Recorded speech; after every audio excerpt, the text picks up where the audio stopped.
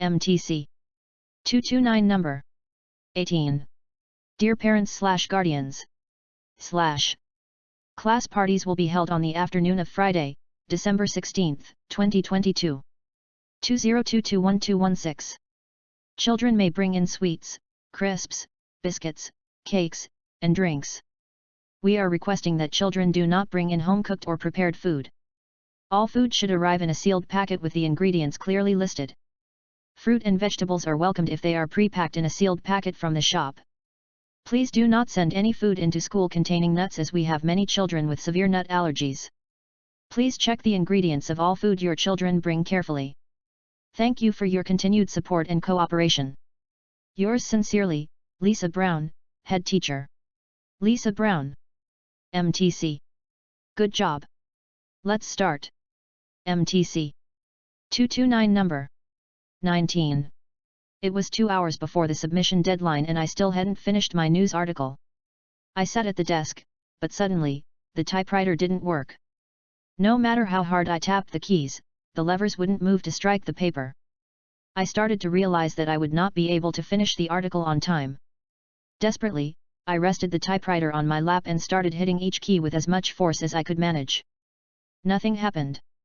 Thinking something might have happened inside of it, I opened the cover, lifted up the keys, and found the problem: a paper clip. The keys had no room to move. After picking it out, I pressed and pulled some parts.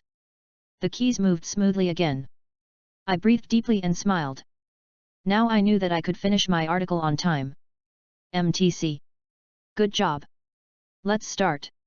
MTC 229 number 20. Experts on writing say, get rid of as many words as possible. Each word must do something important. If it doesn't, get rid of it. Well, this doesn't work for speaking. It takes more words to introduce, express, and adequately elaborate an idea in speech than it takes in writing. Why is this so? While the reader can reread, the listener cannot rehear. Speakers do not come equipped with a replay button. Because listeners are easily distracted, they will miss many pieces of what a speaker says. If they miss the crucial sentence, they may never catch up. This makes it necessary for speakers to talk longer about their points, using more words on them than would be used to express the same idea in writing. MTC. Good job. Let's start. MTC 229 number 21. Is the customer always right? When customers return a broken product to a famous company, which makes kitchen and bathroom fixtures, the company nearly always offers a replacement to maintain good customer relations. Still, there are times you've got to say no, explains the warranty expert of the company, such as when a product is undamaged or has been abused. Entrepreneur Lauren Thorpe, who owns an e-commerce company, says, while the customer is always right, sometimes you just have to fire a customer. Lauren Thorpe. When Thorpe has tried everything to resolve a complaint and realizes that the customer will be dissatisfied no matter what, she returns her attention to the rest of her customers, who she says are the reason for my success. Thorpe. MTC. Good job. Let's start. MTC 229 number 22. A recent study from Carnegie Mellon University in Pittsburgh, called When Too Much of a Good Thing May Be Bad, indicates that classrooms with too much decoration are a source of distraction for young children and directly affect their cognitive performance. Carnegie Mellon University. Being visually overstimulated, the children have a great deal of difficulty concentrating and end up with worse academic results. On the other hand, if there is not much decoration on the classroom walls, the children are less distracted, spend more time on their activities, and learn more. So it's our job, in order to support their attention, to find the right balance between excessive decoration and the complete absence of it. MTC. Good job. Let's start. MTC 229 number 23. For creatures like us, evolution smiled upon those with a strong need to belong. Survival and reproduction are the criteria of success by natural selection, and forming relationships with other people can be useful for both survival and reproduction. Groups can share resources, care for sick members, scare off predators, fight together against enemies, divide tasks so as to improve efficiency, and contribute to survival in many other ways. In particular, if an individual and a group want the same resource, the group will generally prevail, so competition for resources would especially favor a need to belong. Belongingness will likewise promote reproduction, such as by bringing potential mates into contact with each other, and in particular by keeping parents together to care for their children, who are much more likely to survive if they have more than one caregiver. MTC. Good job. Let's start. MTC. 229 number 24. Many people make a mistake of only operating along the safe zones, and in the process they miss the opportunity to achieve greater things. They do so because of a fear of the unknown and a fear of treading the unknown paths of life. Those that are brave enough to take those roads less traveled are able to get great returns and derive major satisfaction out of their courageous moves. Being overcautious will mean that you will miss attaining the greatest levels of your potential. You must learn to take those chances that many people around you will not take, because your success will flow from those bold decisions that you will take along the way. MTC. Good job. Let's start. MTC. 229 number 26. Wilbur Smith was a South African novelist specializing in historical fiction. Wilbur Smith.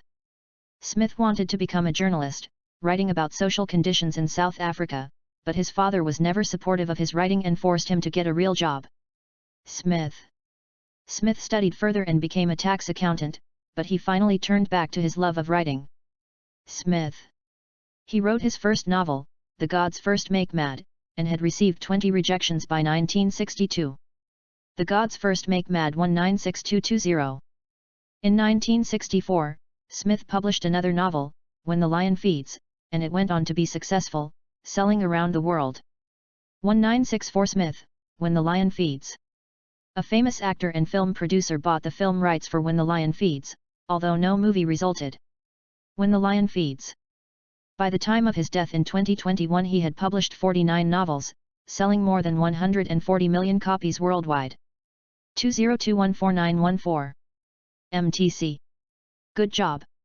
Let's start. MTC.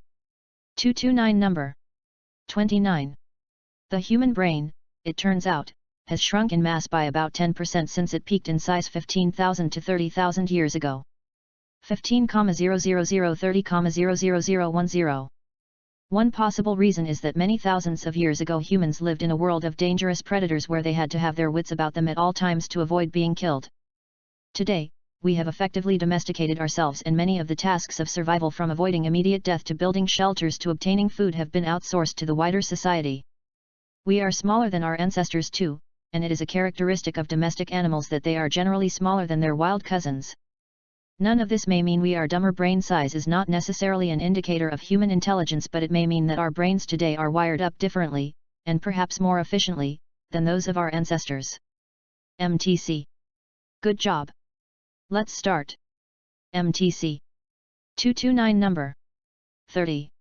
It is widely believed that certain herbs somehow magically improve the work of certain organs, and cure specific diseases as a result. Such statements are unscientific and groundless. Sometimes herbs appear to work, since they tend to increase your blood circulation in an aggressive attempt by your body to eliminate them from your system. That can create a temporary feeling of a high, which makes it seem as if your health condition has improved. Also, herbs can have a placebo effect, just like any other method, thus helping you feel better. Whatever the case, it is your body that has the intelligence to regain health, and not the herbs. How can herbs have the intelligence needed to direct your body into getting healthier? That is impossible. Try to imagine how herbs might come into your body and intelligently fix your problems. If you try to do that, you will see how impossible it seems. Otherwise, it would mean that herbs are more intelligent than the human body, which is truly hard to believe. MTC. Good job. Let's start. MTC. 229 number 31. We worry that the robots are taking our jobs, but just as common a problem is that the robots are taking our judgment. In the large warehouses so common behind the scenes of today's economy, human pickers hurry around grabbing products off shelves and moving them to where they can be packed and dispatched. In their ears are headpieces. The voice of Jennifer, a piece of software, tells them where to go and what to do, controlling the smallest details of their movements. Jennifer breaks down instructions into tiny chunks, to minimize error and maximize productivity. For example, rather than picking 18 copies of a book off a shelf, the human worker would be politely instructed to pick 5. Jennifer, 1 8, 5. Then another 5. 5.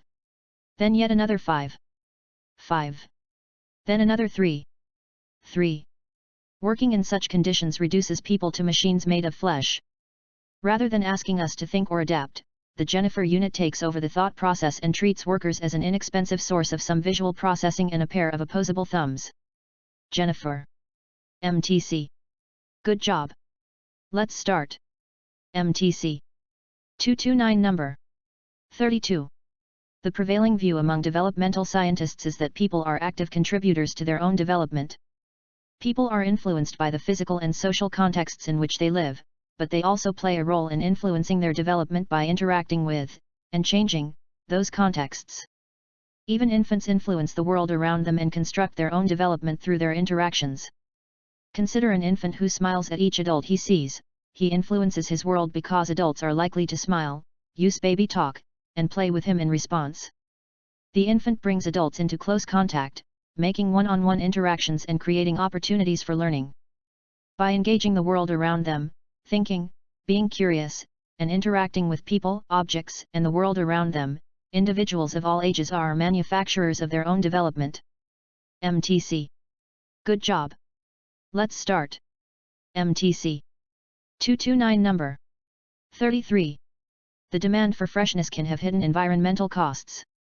While freshness is now being used as a term in food marketing as part of a return to nature, the demand for year-round supplies of fresh produce such as soft fruit and exotic vegetables has led to the widespread use of hothouses in cold climates and increasing reliance on total quality control management by temperature control, use of pesticides and computer/satellite-based logistics. The demand for freshness has also contributed to concerns about food wastage. Use of best before, sell by and eat by labels has legally allowed institutional waste. Campaigners have exposed the scandal of overproduction and waste. Tristram Stewart, one of the global band of anti-waste campaigners, argues that, with freshly made sandwiches, overordering is standard practice across the retail sector to avoid the appearance of empty shelf space, leading to high volumes of waste when supply regularly exceeds demand. Tristram Stewart. MTC. Good job. Let's start. MTC. 229 number 34. In the studies of Colin Cherry at the Massachusetts Institute for Technology back in the 1950s, his participants listened to voices in one ear at a time and then through both ears in an effort to determine whether we can listen to two people talk at the same time. 1950 Colin Cherry. One ear always contained a message that the listener had to repeat back, called shadowing, while the other ear included people speaking. Shadowing. The trick was to see if you could totally focus on the main message and also hear someone talking in your other ear. Cleverly, Cherry found it was impossible for his participants to know whether the message in the other ear was spoken by a man or woman in English or another language, or was even comprised of real words at all. Cherry. In other words, people could not process two pieces of information at the same time. MTC. Good job. Let's start. MTC. 229 number 35. The fast-paced evolution of information and communication technologies, ICTs, has radically transformed the dynamics and business models of the tourism and hospitality industry. ICTs. This leads to new levels/forms of competitiveness among service providers and transforms the customer experience through new services. Creating unique experiences and providing convenient services to customers leads to satisfaction and, eventually, customer loyalty to the service provider or brand, i.e., hotels. In particular, the most recent technological boost received by the tourism sector is represented by mobile applications. Indeed, empowering tourists with mobile access to services such as hotel reservations, airline ticketing, and recommendations for local attractions generates strong interest and considerable profits. MTC. Good job. Let's start. MTC. 229 number 36. With nearly a billion hungry people in the world, there is obviously no single cause. 10. However, far and away the biggest cause is poverty. 79% of the world's hungry live in nations that are net exporters of food. 79. How can this be? The reason people are hungry in those countries is that the products produced there can be sold on the world market for more than the local citizens can afford to pay for them. In the modern age you do not starve because you have no food, you starve because you have no money. So the problem really is that food is, in the grand scheme of things, too expensive and many people are too poor to buy it. The answer will be in continuing the trend of lowering the cost of food. MTC. Good job. Let's start. MTC. 229 number 37.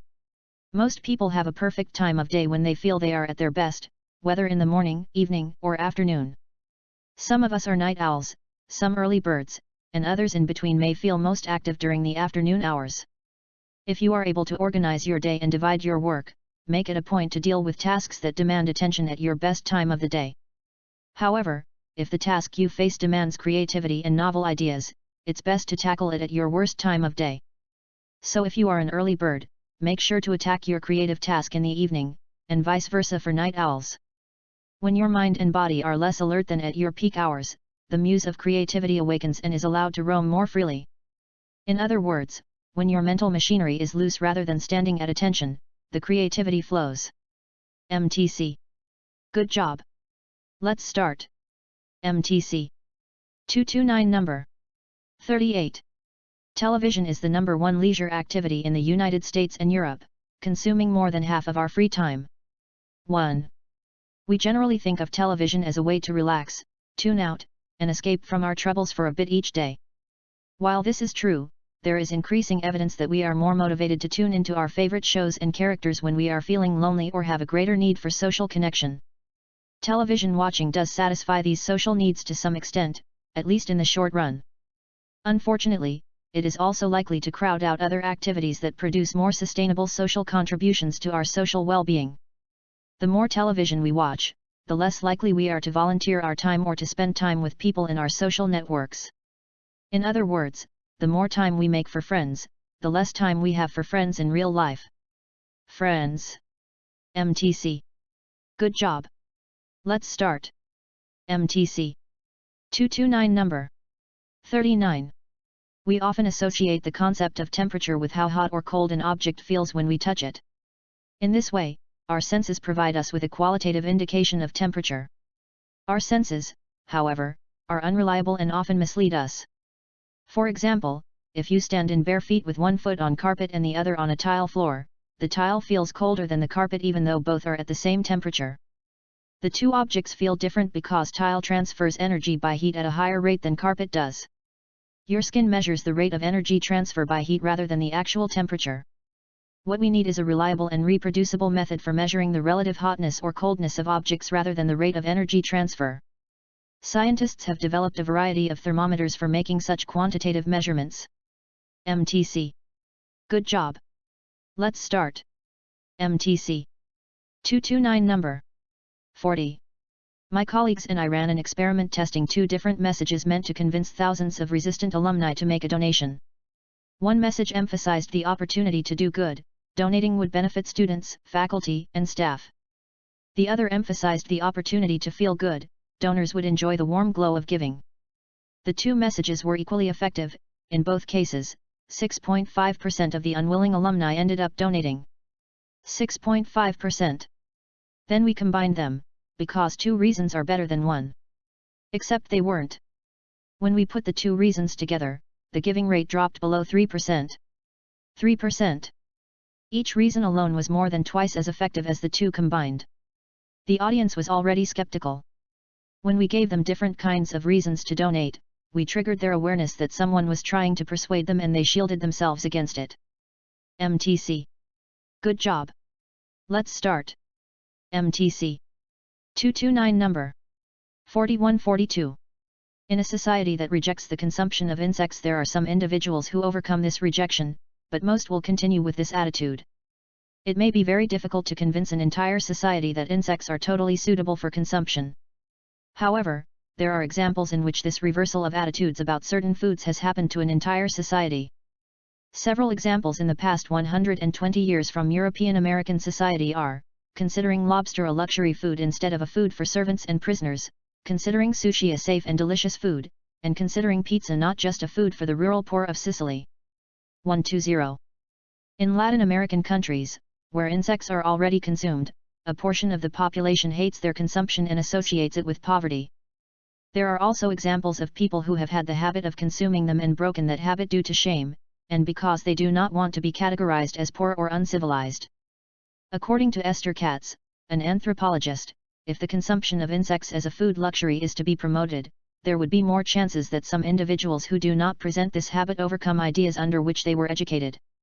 Esther Katz. And this could also help to revalue the consumption of insects by those people who already eat them. MTC. Good job. Let's start. MTC. 229 number 4345. A boy had a place at the best school in town. In the morning, his granddad took him to the school. When he went onto the playground with his grandson, the children surrounded them. "What a funny old man," one boy smirked. A girl with brown hair pointed at the pair and jumped up and down. Suddenly, the bell rang and the children ran off to their first lesson. The old man took his grandson firmly by the hand, and led him out of the school gate. "Brilliant, I don't have to go to school," the boy exclaimed. "You do, but not this one," his granddad replied. "I'll find you a school myself." Granddad took his grandson back to his own house, asked grandma to look after him, and went off to look for a teacher himself. Every time he spotted a school, the old man went onto the playground, and waited for the children to come out at break time. In some schools the children completely ignored the old man, and in others, they made fun of him. When this happened, he would turn sadly and go home. Finally, he went onto the tiny playground of a very small school, and leant against the fence, exhausted. The bell rang, and the crowd of children ran out onto the playground. "Sir, are you all right? Shall I bring you a glass of water?" a voice said. "We've got a bench in the playground, come and sit down," another voice said. Soon a young teacher came out onto the playground. The old man greeted him and said, "Finally, I've found my grandson the best school in town." "You're mistaken, sir. Our school is not the best, it's small and cramped." The old man didn't argue with the teacher. Instead, he made arrangements for his grandson to join the school, and then the old man left. That evening, the boy's mom said to him, "Dad, you can't even read. How do you know you've found the best teacher of all?"